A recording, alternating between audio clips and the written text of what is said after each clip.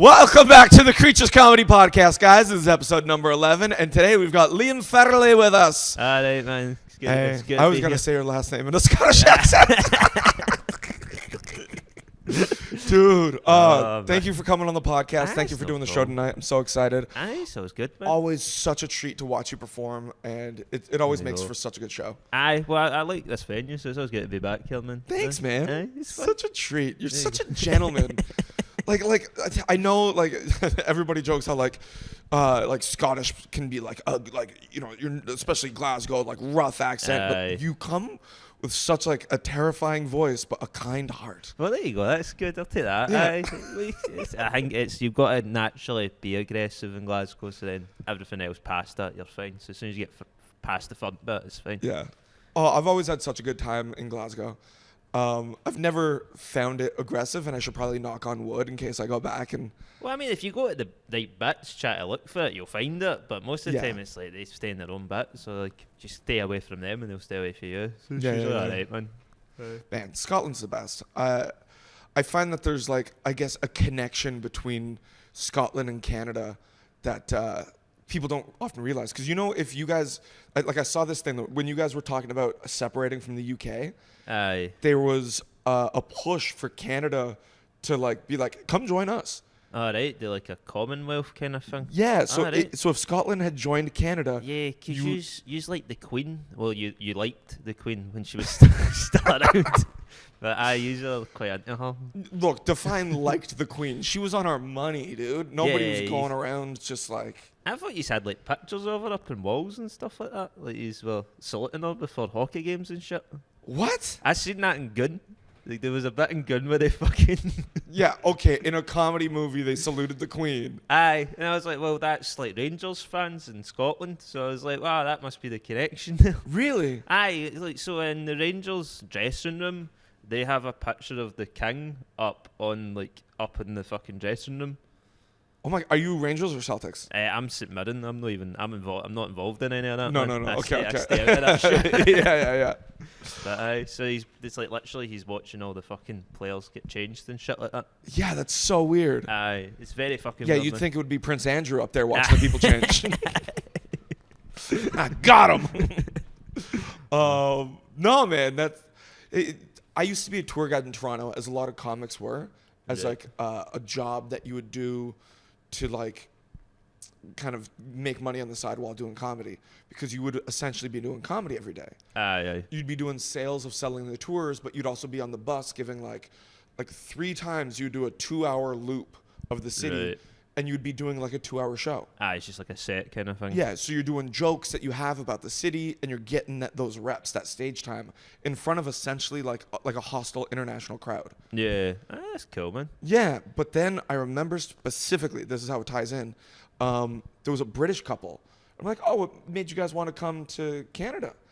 And they're like, oh, well, we wanted to go to a place where they also loved like the Queen and the royals. Right. And I audibly laughed in their faces. I was like, what are you talking about? And I think I ruined their trip. Shit. Yeah, there's some people, don't get me wrong, who are still like up for the royals and all that. Aye.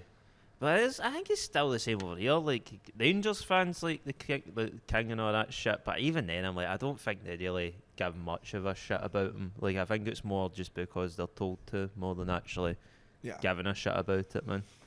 Well, in the same way people become Rangers fans or a fan of any team, you do it because you're brought up that way. Aye. They're brought up to shag their sisters and stuff. So that's that's how it goes.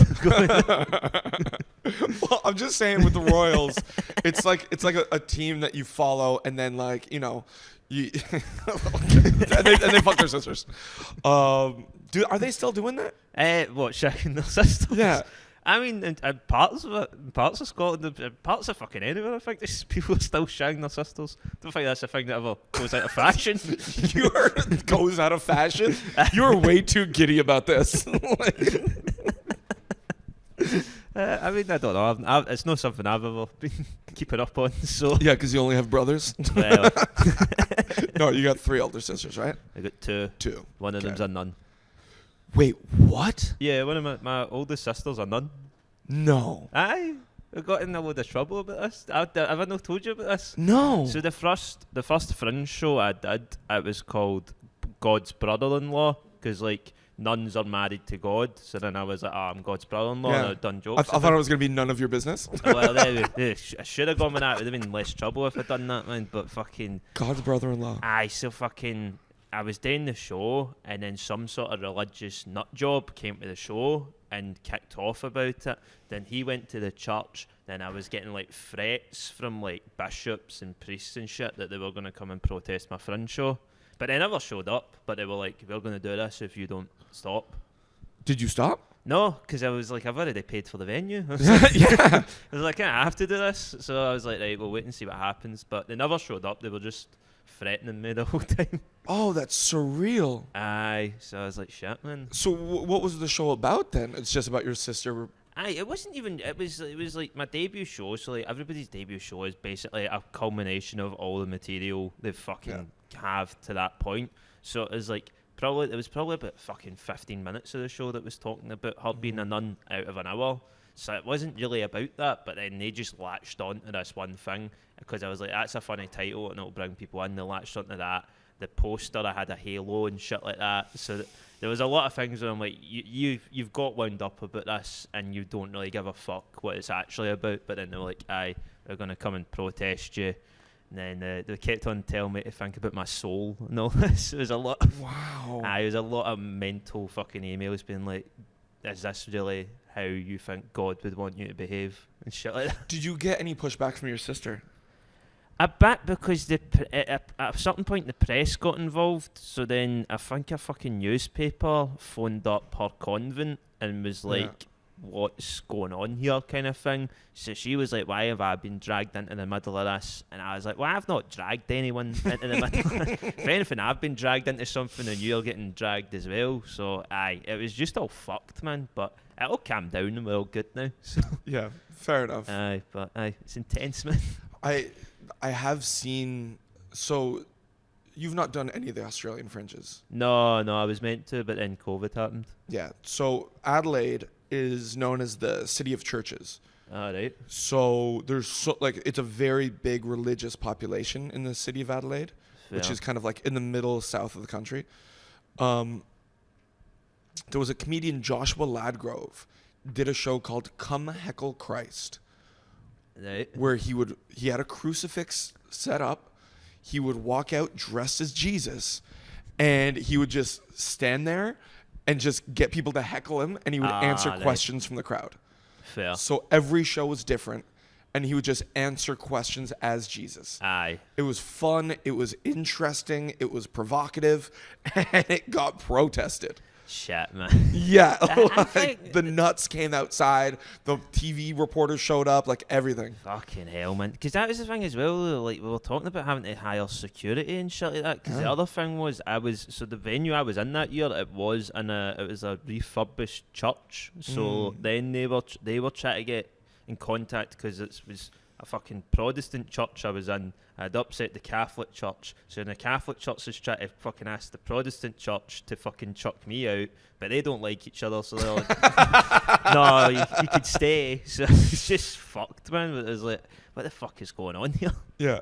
Aye, but done the show and fuck all really happened. It was just a lot of kind of fuss about nothing in the end. Yeah, fair enough. Like it's interesting when you're kind of worried and it just all becomes all talk. Aye, well, I think at the end of the day, I think no one really gives a fuck. Like, I think if you come and protest a comedy show, you must be just really fucking bored. I'm like, you've got fuck all else going on in your life if you're showing up and be like, I don't like what some cunt's saying. Like, But you know what? They might have sent somebody to your show, like one of the first ones, seen it and goes, oh, he's not actually doing what we thought he was doing. aye, maybe. I don't know. I know it was all one guy who kicked it all off because he then emailed my agent to be like, you need to drop him as a client. What? Yeah, but I was with Marlena at the time, and Marlena's like fucking like hard as nails, man. So she was pure trying to like track him down and shit like that and go to his house. And I was like, let's not fucking agitate this fucking clearly mental man. Like, but aye, it was insane, man. Then he was like, telling her to think about her soul and all that. And I'm like, Oh my God. it's like she's an agent. She doesn't fucking have a soul. Oh, that's so funny. So that was your first year. What year was that? That was 2017? No, that was my debut, so that would have been 2020. I think that was 2021. That was. So that was the one right after COVID? Yeah, that was the one straight. So not the Fringe where like none of the English people came up. The one after that. Yeah. It was intense, man. Yeah. What a weird one to debut as well. Yeah. Coming out of lockdown and just going in. Well, that is the thing as well. I think people have just been locked up in their house too much, and now they're like, we can all get out, and they're like, let's just fucking cause shit, man. But dude, that was such a weird time for everybody when everybody's locked down in their own thoughts, and like it's really when like a generation that wasn't addicted to the internet learned about conspiracy theories, and like QAnon started getting crazy, and people are like, hold up, did we not go to the moon? Man, it's always a fucking bad idea when people get locked in their house, man. When like, you need to fucking go out and talk to people. But then, did you find that like getting locked down helped you make that push to your debut hour? No, really, because I'd done the Fringe before that. I'd done like a free-hander, so we'd done 20 minutes each, and then I was going to go and just do like half an hour with someone else or 45 minutes on my own, and then Marlena, who was my agent, was like, "Oh, no, you're doing the hour," and that was it. So literally, she's like, "I've already booked you to do your debut," and I was like, "Oh, I've not got a fucking show." Oh shit! And then luckily, when the fucking whole fucking thing happened about getting protested, because I was missing 10 minutes of the show, so I was like, right, I'll just put that in, and that was like the last 10 minutes. So in a way, it all worked out. Yeah. So it's been good, man. Jesus provided. Yeah, beautiful. Do you find that you have like a different relationship to the Fringe as like most other comics do because it's like in your territory, or as a Glaswegian you feel removed enough? I mean, I can't really be fucked with it, if I'm honest. I think it's full of cunts most of the time. Yeah. I can't really be bothered with it. So when I do the Fringe now, I do the stand because you're on the other side of North Bridge. So there's like a big bridge in the middle of Edinburgh, and that separates like the new town from the old town. And I stay in the new town because that's the bit no one really comes to. So like I just go in, do my show, and leave, and it doesn't really feel like I've been a part of the Fringe. So that's the way I approach it, because I don't like Edinburgh at the best of times, and then they just fucking migrate up more fucking English people to put in it, and I'm like, this is shite. Well, yeah, because it is weird when I get it, you already don't like Edinburgh, but it also feels kind of like Edinburgh. Yeah. You know it, so then when you like the whole world comes and congregates in that area for a month, it's just like stop, get out of here. You don't. Posers. Well, it's one of those ones as well where it's like you see people who are sound and stuff like that, and you get to see people you'd probably only see once a year. But then there's also people that you're like, well, I wouldn't want to see this person at all, and you're all just trapped in the one fucking city. That's what's good about living in Glasgow, because I can just go home like at the end of the day. Whereas like if you come up, you're stuck there for the fucking month, man. So I think. Do you go home every night? Yeah, I drive home every night. I'm like, I'm not fucking. Yeah, you are not a part of the Fringe at all, dude. No. Because I think that's the joyous thing about the Fringe is when you go and like just get into it. You spend the late nights drinking till 5 a.m. You climb Arthur's Seat to see the sunrise. I mean, I still do stuff like that. I would still go out and fucking drink till 5 o'clock in the morning. And then drive home. Well, the first train starts at 6 o'clock in the morning, so if you've just got an hour to kill, and then you can go home again. Yeah.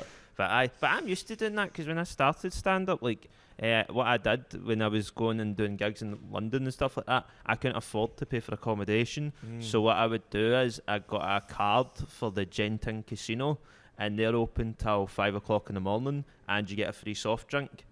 So I would just go and sit in the Genting Casino for from my gig would finish 11, and I'd sit in there till 5 o'clock in the morning. Then I'd walk down to Euston Station and then get the first train back to Glasgow. Oh my god. Yeah, so that's how I lived for a while. Yeah, that's crazy. Because how long is the train from London to Glasgow? It's not that long, to be fair. It's like about 5-6 hours. It's still pretty long, like for UK standards. I mean, yeah, doing the entirety of the. It doesn't. I'm used to doing train journeys like that and stuff like that, so you get used to it, man. Whereas it's a different for you. You'd be like, that's a fucking long way to go. Yeah. So, So when I first moved here, I would be doing very similar things, but on the Megabus or National Express. Yeah, I've done a Megabus as well, man. I couldn't imagine doing that Glasgow to London, but what I would do was, like, I would do it in a day, right? I would take the Megabus down, which is like 4.5, 5 hours, do whatever gig, trial spot, or I'd host bingo, and then my last bus is at like 11:30, 12, so I would rush back, hop on that, boom, back to Manchester. I've done that a couple of times as well, but the Megabus from London to Glasgow is 10 hours. So, it is not worth the hassle. It also only costs £10, so it's literally £1 an hour. I know, so it's crazy. You're like, right, well, it's value for money, but it's fucking horrible, man. It's so much value for money. Aye, but I had a fucking guy pop a fucking, I don't know what, I thought it was ecstasy at the time, but then he fell asleep on top of me, so I'm like, that couldn't have been ecstasy. But aye, he just literally slept on me for the whole thing, and he had a ponytail, and it was just like draped down my fucking stomach. You didn't like move the ponytail? I tried to move him, but he was not moving, and I was like, right, well, it's either this or I sit on the fucking floor. And I was like, right, well. That's also, I think taking the Megabus is definitely a thing you should do when you're first starting comedy, because if you don't have any jokes, you're gonna get some stories. Yeah, and also it'll really determine whether or not you actually want to do this. Like, if you're willing to sit on the Megabus to go and do fucking 5 minutes at the Chuckle Bucket in Islington, then fucking you really want to fucking do this, man. Yeah, and that's why there's more men in comedy than women, because women do not want to be on that dangerous Megabus. Oh man, I remember there was a guy who I was getting on in London, and he got on after me and reeked of marijuana. Yeah. Like he just, you could smell it. It was as if he had it in his hand. Sat directly behind me. We start going. Sun starts going down. We're maybe like an hour and a half into the like drive, and I'm like, oh man, this still kind of smells like pot, but holy shit, now it like really smells like pot. I turn around. The guy's smoking a joint. Yes, man. You can see the smoke start creeping up the bus, and everybody's kind of looking behind them until it gets to the front of the bus. The bus driver freaks out, like pulls the bus over, comes back being like, who was smoking pot? And nobody's saying everything, because like, you don't want to be the guy who narcs on the guy, because what if he's got a knife or something? Yeah. And then you're also kind of paranoid because you're high too. He's hotboxed. Exactly. So you're like, was it me? Like, I feel complicit. Shit, man. Have you ever been held at knife point? No. It's quite relaxing. What? I've been What? I've been held at knife point a couple of times, and every time I'd be like, this is really quite calming, because it can only go one of two ways. You're either getting stabbed or you're not getting stabbed, and you don't really... Dude, you're like a Glaswegian Buddha. What is this? Well, it's either they're going to stab you and you can't really do anything about that, or they're not going to stab you and you can't even really do anything about that. So really, you're just now a part of this, and whatever's going to happen is what's going to happen. You don't have any say. So I found it very relaxing. Run. Well, there's been certain situations where you can't run, so you just got to kind of... Like if the knife is like on you or something? So I got robbed in Dublin, and it was a really fucking weird robbery. What happened was, I was really drunk, and I was walking back to my hotel, and there was like a homeless woman in a wheelchair, and she was like, oh, have you got any change? And I was like, I don't carry like cash on me. And she was like, but there's a card machine right there. So I was like, right, I'll lift you. I was like, what do you need? And she's like, I need €20 for a hostel. So I put the card in, put the pin in, but like the buttons didn't match up like the options, so you couldn't do anything on it. And I was like, I turned out to be like, yeah, this isn't working. Then a fucking guy was right behind me, and he was like, you're lifting €200. And I was like, I can't, the cash machine's broken. And then they pulled out a knife, and I was like, well, that's not going to fix the fucking cash machine, mate. Like, so I was like, right, well, if you get the money out, you can have it, mate. So I was like, right, there you go. And then I was like, right, I'll wait, because I was drunk, and I was like, well, I want my card back. Yeah. So I was like, let him fuck around with it. And then he was like, right, it's not working. He admitted defeat. Aye, and I was like, I know, mate. And he was like, well, you know what's going to happen now? And I was like, what? He was like, there's another cash machine a 10-minute walk up that hill. So then me and them all had to go for a wee fucking walk together. So then we're walking to the fucking cash machine, and we got to the hill, and she was trying to push her wheelchair up the hill herself, But it was like really fucking steep. So she's struggling. He's getting annoyed with her because he's out in the open. So he's like, someone's going to fucking see me holding this knife to this guy. So he was like, hurry the fuck up. She was like, I'm going as fast as I can. So then I was like, right, well, I'll try and calm this down here. So I was like, well, why doesn't she just wait here and we'll come back when we've got the money? And then he went to me, and he fucking genuinely said this to me. He went, we can't leave her here on her own. She'll get fucking robbed. She's still like, what the fuck is happening, man?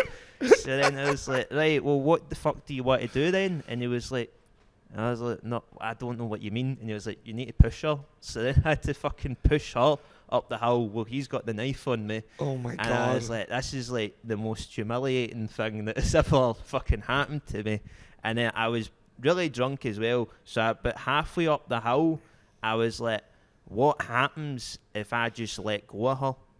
Because then she's going to go flying backwards and then he's going to have to do something. Did you say this to the guy? No, I was just like, well, if I just do it, then he's either going to have to like stab me or he has to save his friend. So I was like, in that chaos, I can run away. So I was like, right, fuck it. So I just went like that, and then I stepped to the side of her, and I was like, just like ready for her to roll back, and then she fucking put the brakes on the wheelchair. So then we're all just fucking there. They're like, you've tried to fucking kill her. I was like, I'm really sorry. She was kicking off. She was like, you'd have never fucking done this to me if I wasn't in a wheelchair. And I was like, well, in all fairness, I wouldn't have done this to you if you weren't trying to fucking rob me. So I was like, I don't know how I've lost the moral high ground here. So he was like, right, I'm going to let you push the wheelchair again, but you better not let go of this. No funny business.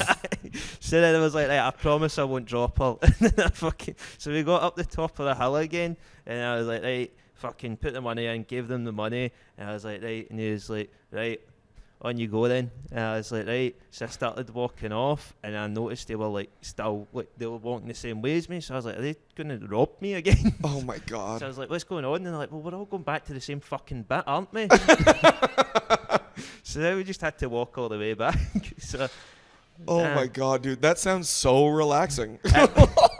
It was pretty relaxing, but I was like, the worst thing about this as well, where I was like, this would be a really funny bit, but I'm like, it's just too unbelievable. Like, even while it was happening to me, I was like, I don't believe this is fucking happening Dude, to me. that's insane. I love the fact that you put him in a Sophie's choice. You gotta pick between saving, like, what do you think it was his partner? I don't like really, partner in crime for sure. Yeah, I don't really know what the relationship was between. I was like, well, is she like the enforcer? But then I was like, well, what's she needed for? I think it is like a honey trap situation where it's like she gets you kind of in and then he fucks you up. Yeah. So. Aye, but it was really fucking weird. And then on the way back down the hill, they started being nice to me. It was very fucking strange because the guy was like, oh, do you like live in Dublin then? And I was like, no, I'm just here as like kind of like a holiday. And he was like, oh, so how are you enjoying your holiday? Stop. Stop. I was like, well, it was going all right for a while. But aye, it was fucking mad, man. Oh, dude. That's so funny that he just really wanted you to enjoy Dublin even after like all of that. So it's a beautiful city. Just away from this block. Oh man, that's bonkers. I love that. I love that so much. Do you do a lot of like comedy outside of Scotland? I've been all kind of like out of Scotland. I do it a lot because there's like maybe like four cities in Scotland that have a gig that are run, so you need to you can't just do those gigs because you run out basically, so you have to travel. So I come down here a lot, go all around the place. Wales, I've started gigging in Wales a lot. I like it there, man. It's nice. They're good people. I got married there as well, so like, fuck yeah, man. So I'm like, I like going there. I just go about the place. I've done a gig in Saudi Arabia. So did you? Yeah, but this is the thing. I technically never did a gig on Saudi Arabian soil because I'd done it in a British embassy. Okay, so I'm no part of the fucking Riyadh Comedy Festival. Yeah. You're not I was- performing for blood money. I was in British soil. I was also drinking, so I really was not. I was in British territory, not taking blood money. Is that the furthest place you've gigged? Yeah, because I've done New York as well, but I'm sure Saudi Arabia is further away from. Yeah, I think so. Aye. How did you go down in New York? It took me like 1 or 2 gigs just to kind of work it out. But do you know what I found as well? See, people in New York, they found it a lot easier to understand my accent than people, like when I go down and gig in London. I was like, they're having an easier time with this than the fucking Londoners, man. I don't mean this in an offensive way, but do you think it's because they love Shrek? I think it's because it's more multicultural. Yeah. Because They're used to more different accents. Christopher McArthur Boyd's got that bit where he was talking to fucking like an American comedian, and he was like, how you understanding me so well? And he was like, oh, because I'm used to people speaking to me in broken English. Yeah. You're like, hey, I see how this works, man. That's so funny. So where would you say would be like the weirdest places you performed then? I've done a gig in a prison. That was what? To prisoners or like an old prison, like a church? No, like 2 prisoners is like good behaviour. Oh shit. And that was so we done. You done 2 gigs. So you done it for prisoners who were in there for 10 years plus, and then you done it for people who were doing 4 years and under.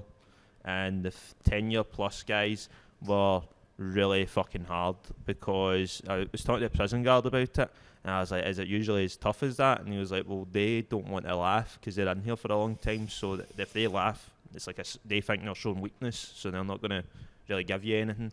But they fucking so it was like me and Eddie McKenzie. I had done a show with him in Edinburgh, and he went on first, and they fucking like ate him alive, man. It was like one of the most brutal fucking things I've ever seen. They just kept on calling him a fat bastard for oh my god 20 minutes, just shouting at me like, yeah, fat fucking bastard and all this, and nothing he did worked. Like, he tried to steer into it. It was like, I'll fucking eat you cunt, and all this.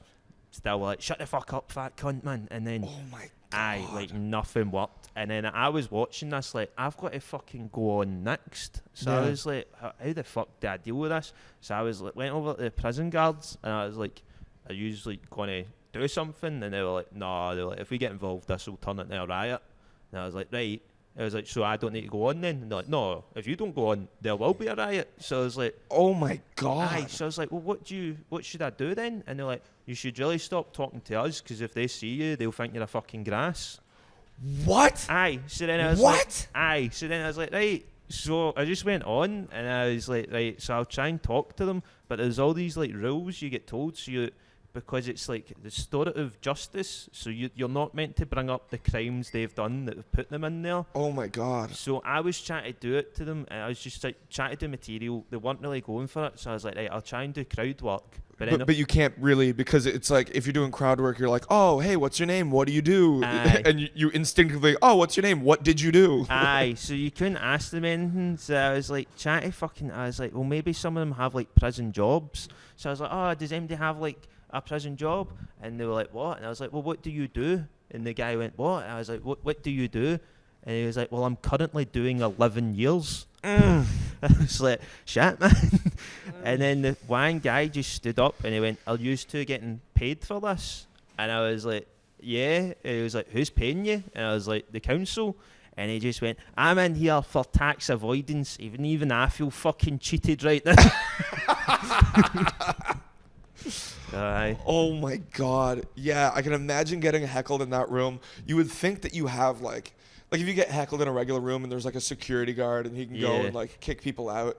Well, that's the thing. It was like genuinely about 25 of them and then just 2 prison guards. So I was like, well, if they kick off, we're fucked. Like, I'm not going to do anything. They're not fucking going to have too many people to deal with. So you're just like, right.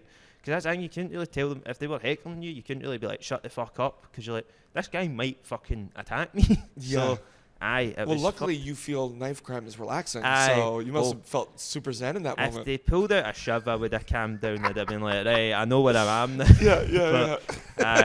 Fists, I was like, oh, this could go anyway. Oh my god.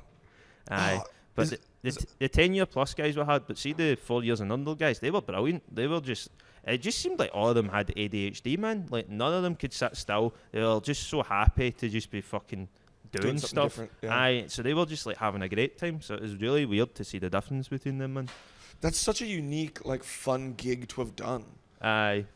Have you done any prison stuff, or is it? Never. I didn't even know there was regular prison gigs. I only thought it was like special occasion things, and like big comics will go. So I think it's because they're trying to do more like the restorative stuff. So like they can be like, when you leave here, you could go into stand up. Really? Yeah. So like they're trying to get more of that because they want them to be like, you don't have to stay in the life that got you in here, kind of thing. There's a comic, Andrew Hamilton, who went to prison for drugs and came out and started doing comedy and is now killing it. Aye, it's class, man. I think it's bullshit. People get the jail for drugs, man. I feel like that's. Oh, it wasn't like a light thing. He was pushing a lot, I think. Yeah. Well, it's a business. But exactly, you've set up a business, and just because drugs are considered illegal, like yeah. There's so much petty crime in North America, especially for like possession of just a little bit of pot.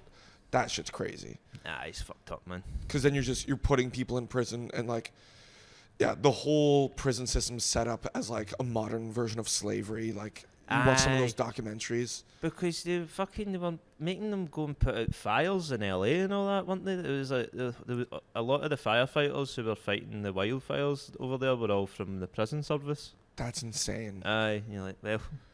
I think they get like paid $1 a day or something like that. Yeah. Aye, it's insane, man. It's so crazy. The world's fucked up. Yeah, God, I don't even know if I would say yes to doing a gig in a prison. Like, I feel like I'd have to, just because I've never done it. Well, the thing about it is you can't also, so you're not allowed to discriminate. So if you agree to go and do the gig in the prison and you get there, then they're like, you're playing to the paedophiles. You then have to do the gig to the paedophiles. Wait, what? Yeah, I've talked to people who've done, because I was asking around when I got offered that to be like, oh, what's this going to be like? And they were like, just so you know, when you get there, they might be like, this is the paedophile wing you're getting in. You think they wouldn't tell you it's the pedophile wing? Well, I think it's in case because they'll warn you about, like, so see if you had like a joke about a fire and there was someone arsonist. They would warn you to be like, don't mention that. So then if you have jokes about pedos, they're like, maybe don't do your pedo jokes to the convicted pedophiles. Oh my God. Oh, that'd be so weird because you'd want to do so many pedo jokes, but you can't discriminate. Aye. Oh, that's so frustrating. Aye, that's the thing about it as well, where like it seems fun and you'd be like, what are you in here for? But then like I was talking to, I can't think who told me about it, but they're like, I did ask them what they did, and they were like, it just got really sad. Like I was like, this is going to be class, and it's like, well, I robbed this person because I had to pay this off, and then I got in debt, and you're just like, it's all fucked, man, isn't it? Yeah, everybody's got those stories. Yeah. Oh God. Would you do it again? It was cool, man. It was really interesting, man. So I was like, I'd go and do it again. And I was just like, it's one of these ones where I'm like, they put you on like a Wednesday afternoon, and I'm like, okay. I'm like, decent money? It's alright. So it was like, I was like, I've not got any other gigs on a Wednesday afternoon. So yeah, fair enough. Oh, man. Okay, so another couple questions that we ask on the podcast. That's hands down one of the weirdest places to do comedy. So you fucking nailed that. There we go. What's the biggest show you've done? It would have been the Apollo. Oh, live at the Apollo? Aye, so that would have been, I think that, no, that's definitely the biggest gig I've done. How many people were there? I think that's like 3,000 something, I'm sure. Oh, that's so good. Aye, it's a really good room as well because you wouldn't, like, so when you're on stage, it really doesn't feel like it is that many people. It feels like, it's like, obviously it feels big and stuff, but like it still feels like very like close together, like it's not like dead spread out and all that. And it was one of the nicest theatres I've ever done it in, man, because you do some theatres and they're not set up properly and it takes ages for the laugh to come back, so then it fucks up your timing and stuff. But that one was just like perfect. Oh, nice. That's probably why they filmed there all the time for that. Yeah, so that was cool, man. That's sick. All right, and then I'd say weird as heckle, but like I think you got some pretty good ones across in the prison. Aye, I'm trying to think. I'm sure I got heckled by someone fainting and stuff like that. I've seen these. Aye, somebody fainted at a really shit gig I was doing, and then it becomes awkward because then you basically just become the narrator of this medical emergency. So Yeah. you're like, yeah, I'm now someone's coming down and they're putting them in the recovery position. So hopefully that'll be all right soon, man. And then you're like, I should probably stop the show. And Yeah. aye, it's just awkward, man. But I don't think anyone's. I've seen people get heckled a belter. There was one gig in fucking, it was Stockton, and I remember being backstage. It was me and the guy who booked it. We were like watching, and they'd put a guy on because someone had dropped out. So the guy got the gig that day. It wasn't going too well, and this guy with a rat tail. Oh God. Aye, was just heckling the fuck out of him. And he was trying to do it. He was like trying to deal with it, and just nothing was really working. The guy just wouldn't give up. And then he was like, do you know what? I'm not even meant to be here today. I took this gig last minute. And the guy with that tail just said, don't give us your fucking sob stories. Oh my God. And it was, me and the fucking booker were just howling, man. Yeah. Oh, I've had some of the worst heckles in Scotland. Oh, really? Specifically the Counting House. Oh, right. Aye, well, that's where a lot of steamers go, man. So they're all drunk. The one that I like distinctly remember was I was on, there was a couple, like a man and woman sitting in the back. I was in like the small upstairs room. They stayed from the last show. That's always a weird sign. They didn't leave. They didn't like donate in whoever it was his bucket. Yeah. They stayed, and they're like, well, we're going to watch your show too. I'm like, please don't. Just go. Yeah. And they're like, we're going to stay. I'm like, all right, fine. So I get my whole crowd in. It's packed. It's busy. I'm doing the show. They don't even start heckling as much as the one guy just starts like singing. He's just like, da, da, da, da. And I'm like, what are you doing, man? And I'm like, just leave. You're like interrupting the show. You're not. He's like, what? It's boring or whatever. I'm like, just go. Aye. So like I physically put the microphone down. I got up. I walked on the chairs over him. I'm like, get the fuck out of the room. Finally got them to leave. Fucking They hell. left. Turns out they had a full box of wine that they were drinking. And then one of them left their iPhone. So at the end of the show, the staff were like, oh, we're trying to get these people's like phone back. I'm like, that's my phone now. Aye, fuck them, man. Yeah, I'm like, I'm not giving them their phone back. They ruined the entire show. Yeah, I thought you were going to say they started like getting off with each other. That happens a lot, which That does is happen. weird as fuck as well, man. Yeah, why do you want to make out during a comedy show? Aye, just people like aggressive. It's always really aggressively getting off with each other as well. We're like, this is. I feel like that happens mostly at Free Fringe, though. Aye, it mainly happens in Scotland. I've Yeah. noticed. It's mainly a Scottish thing. I see one time. It's so easy to give a hand job in a kilt. Well, see, if you've done the Glasgow stand. I've been. Have I done the Glasgow? I don't think I've done the Glasgow stand. No. Well, I've been in it. It used to have that, but in the old one, it used to have that back corner that was just like complete darkness, and the amount of people that got caught fingering people up in that back bit. And then there was one time, my mate David, who worked there, he caught people shagging, and so that he was like, they were shagging in the toilets, and he was like, right, don't fucking do that. So they were like, right, we won't do it again. And he was like, right, you can stay, but you better not do it again. So then they were fucking in there, and then they was like, then they sat down on the ground, but she like, so he sat down first, and then she sat down on top of him. Oh. And David was like, you might not be shagging, but that's not much better. So he was like, don't do that either, or I'm going to chuck you out. And then he was like, and then they walked out together. So he was like, right, I think that's that done. Yeah. And then he was like, and I went to take the bins out. He was like, behind the bins, he was like, that woman was bent over and he was behind her. And it was like, for fuck's sake. That's so funny. And then they were like, oh, you're not going to let us back in then? And he was... It's like, no. Oh, That's so good. Okay, well, look, I think that's it. That's us. Thank you so much for doing the podcast. There's no worries. Do you have anything that you want to plug? Anything coming up? Nothing massive coming up. Just fucking if I'm around, come and see me. What about your D&D podcast? Oh yeah, I'm starting a D&D podcast. I think we're going to go Punchlines and Dragons. It's going to be called. Nice. Should be me, Tom Stade, Gareth Much, and Kate Hammer. So we're going to edit it up, and it'll be out by the end of the year. Sick. That sounds like so much fun. Aye, so it should be a good laugh, man. So Yeah. looking forward to it. Thank you so much, guys. Follow Liam. He's amazing. Yeah. Thank you.